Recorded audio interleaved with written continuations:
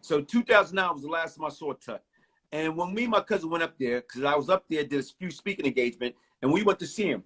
And when we was talking on the visit, and we was talking about the Tupac situation, and he stuck to the same thing. He said, "Yo, man, you know me." And I'm saying, okay, first they say I shot him.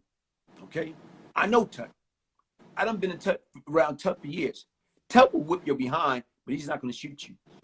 No. So to me, like he said, I didn't have nothing to do with that. So he told me right then and there that Jimmy Henchman set him up. And then, and to me, I didn't have no reason to doubt him, but like I was not there. But as you start listening to stories coming out and you start listening to what is said, you got another guy, Desta Isaac, saying that he did it. And Jimmy Henchman paid him. But yet and still, for some reason, they used Tut as a scapegoat. His name started populating. Even when Tupac says something in his song, he made mention of Haitian Jack, he made mention of Tut. You know what I'm saying? Even 50 Cent. The feds didn't know who shot Pac. I got a kite from the joint that Tut got knocked. Tut is not a shooter. And the difference he's a fighter. He's a fighter. And then the difference is when you listen to Tupac, and he said, yeah, he was doing an interview with Monster Cody, and he was talking about, yeah, man, yeah, these guys from the A-team. You know what I'm saying? They was mad because I didn't want to mess with them more.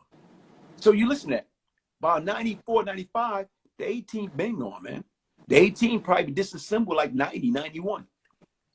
So it was an issue of maybe perhaps Pac being angry, inaccurate information, not wanting to say who it really was. Being afraid to say who it really was. If you put it on the vinyl and you wind up saying it anyway, he mentioned everybody anyway. So regardless, he made bold statement anyway in his songs. So it doesn't matter. Right now I think if he actually really know, he mentioned the A-team, he mentioned Tut, he mentioned Haitian Jack, he mentioned all these guys. So to me, if he knew for a fact who it was, it would have went out. It would have came out.